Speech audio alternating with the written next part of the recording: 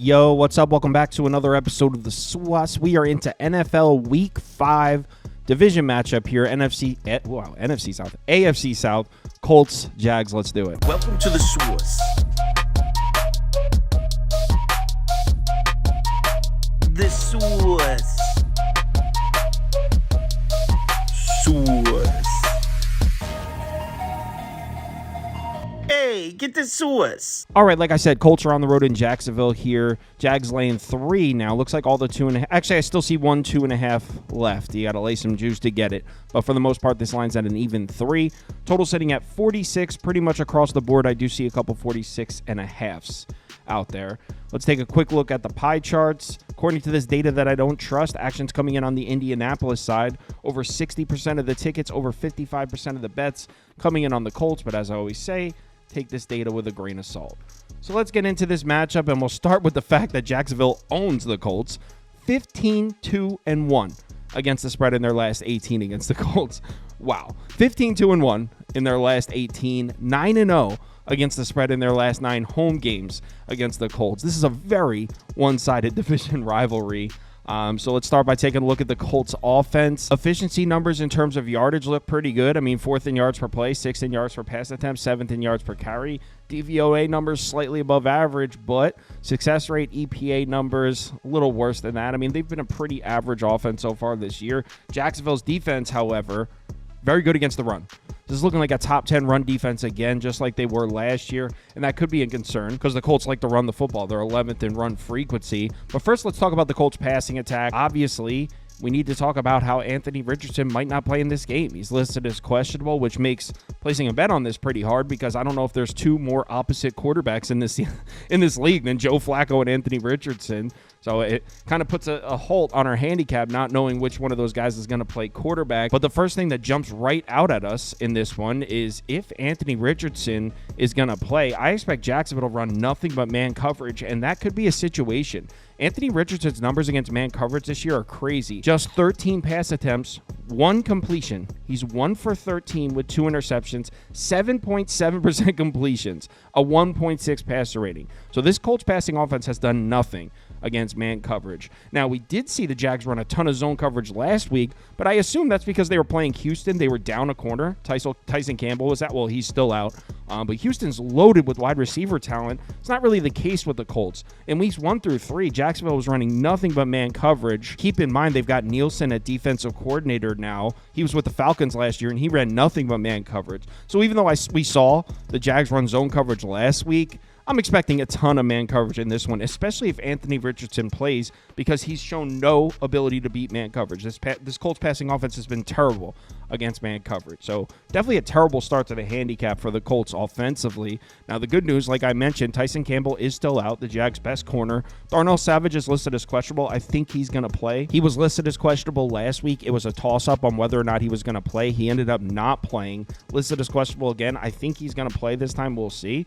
So the Jags secondary definitely not healthy. And also, look at the bottom of this graphic. Josh Hines-Allen is listed as questionable. Obviously, a very important part of the Jags pass rush, and the Colts offensive line has been excellent in pass protection. They actually lead the league in pressure rate allowed, 5th in pass blocking grade, 6th in adjusted sack rate. This is a Jags pass rush that already isn't very good. 21st, 23rd, and 31st in those 3 metrics. So I do not expect Jacksonville to be able to generate much pressure in this game. Here's the thing with that, though. Want to know who one of the worst quarterbacks in the NFL is this year when given a clean pocket? Anthony Richardson. Amongst 32 qualified quarterbacks, Anthony Richardson, when given a clean pocket, dead last in completion percentage, 30th in PFF passer grade, 31st in turnover-worthy play rate, 31st in passer rating. So if there's one quarterback in the NFL that you're not worried about giving a clean pocket to, it might be Anthony Richardson. Now, we do have to keep in mind that it may be Joe Flacco playing in this game. And yes, we all know he took over the Browns starting job. His numbers as a starter last year with the Browns were okay. I mean, over 60% completion, 7.8 yards per attempt, 2.5 to 1.3 touchdown to interception ratio, an average passer rating of 92. Wasn't excellent. They were dropping him back to pass 35, 40 times a game, but I mean, he was okay. He's still serviceable despite being obviously one of the more veteran quarterbacks, let's say, to put it delicately. And look, if we're strictly comparing these two guys as a thrower of the football, I guess you'd have to say Flacco's the better option right now. I mean, completion percentage, yards per attempt goes to Richardson, but touchdown to interception ratio, passer rating. Look, I'm not saying Joe Flacco's better than Anthony Richardson at all, but if we're specifically isolating the matchup between the Colts passing attack and the Jags pass defense, I would say Flacco probably is the better option right now. I mean, he looked pretty good against Pittsburgh last week, 16 of 26, 168 yards, 2 touchdowns, a 105.9 passer rating. Look, I'm not saying Joe Flacco moves the needle for me either way here, but we just pointed out how poorly Anthony Richardson has performed when you give him a clean pocket. If you give Joe Flacco a clean pocket, he may make some throws. So, well, take that information, do with it as you will. But what about the Colts run game? Because obviously we know that's what the Colts want to do. We just point out they're 11th in run frequency on the season, 7th in yards per carry, 16th in success rate, 16th in EPA, 8th in rushing DVOA. The problem with that, like I mentioned earlier, Jags' run defense looks really good. Top 10 pretty much across the board. They were top 10 across the board last year. They brought in Nielsen, who comes from the Falcons, also was top 10 against the run across the board. So as bad as Jacksonville's been against the pass, they've definitely been solid against the run. Now, I'm a little concerned that Devin Lloyd is listed as questionable, so we'll have to wait and see with that. They're already missing Olakon, so this Jags defense also isn't healthy in terms of stopping the run either. They did do a good job against Houston last week on the road in Houston, just 3.9 yards per carry.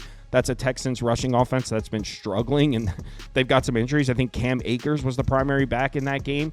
But we got to mention, Jonathan Taylor might not even play in this game. He's listed as questionable. He's banged up. Trey Sermon looks all right running the ball. But this Colts offensive line, we just gave them their flowers in terms of pass protection, not creating a ton of space.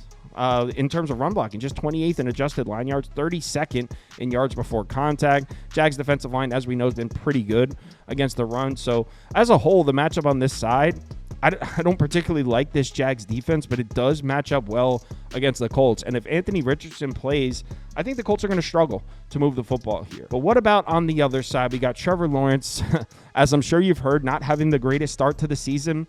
Amongst 35 qualified quarterbacks, he's 29th in yards per attempt, 34th in completion percentage, 23rd in pressure to sack rate, 26th in passer rating. I will say, though, in defense of Trevor Lawrence, he's not getting a ton of help. I mean, the Jags lead the NFL in dropped pass rate. He's also 9th in big-time throw rate, so he's made some throws.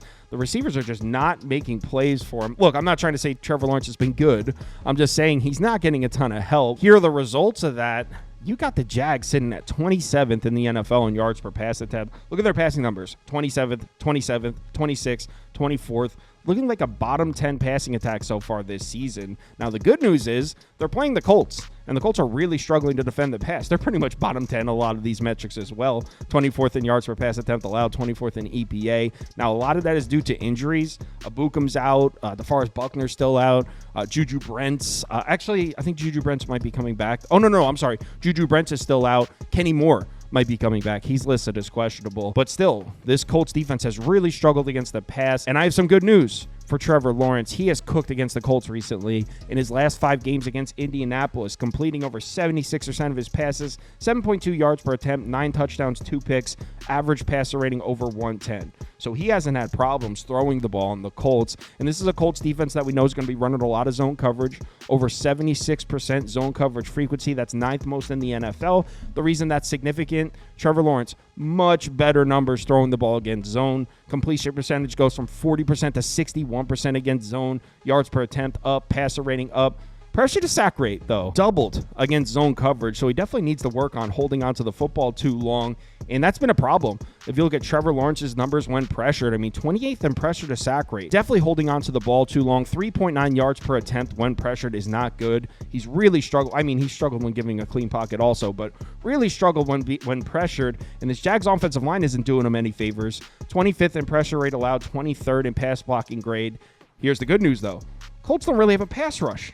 DeForest Buckner's out. Abukum's out. They're 28th in the NFL in pressure rate this year. So if there's a defense where Trevor Lawrence can really get himself back on track, it's against the Colts' injured pass rush, the Colts' injured secondary that runs a lot of zone coverage, which he's much better against. So it's actually a really nice-looking spot for Trevor Lawrence. Now, what about the Jacksonville run game?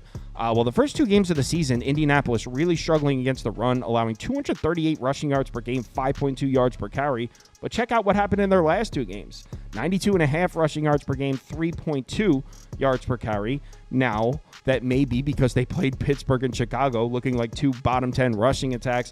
They're 22nd and 29th in rushing DVOA this year. The Jags rushing attack doesn't fit that mold at all. In fact, they're looking like a top 10 rushing attack this year, which I was not expecting at all. They're second in the NFL in yards per carry, 11th in rushing success rate, 7th in rushing EPA, 12th in rushing DVOA. They've been really efficient running the football. On the road at Houston last week, a defense that's supposed to be one of the better run defenses in the NFL, 24 carries, 158 yards on the ground, 6 yards per carry, over 6 yards per carry against the Texans. This Jags rushing attack just keeps showing up. In case you forgot, this is one of the least efficient rushing attacks in the NFL last year.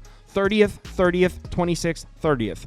This year, 2nd, 11th, 12th, and 7th. Out of nowhere, the Jags running the ball this year. Offensive line has also done a much better job creating space in the run game. 6th in adjusted line yards compared to 31st last year. So I know the Colts run defense has shown up in the last 2 weeks against Pittsburgh and Chicago.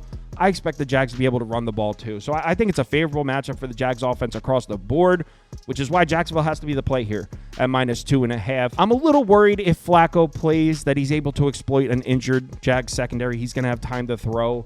But if Anthony Richardson plays, Colts probably aren't going to be able to run the ball in this one. He's going to have to sit back and pick apart the Jags secondary with his arm, and he's just not the most equipped quarterback to do that right now. So Jags have to be the play here. I think the Jags win, cover, so give me Jags -2.5.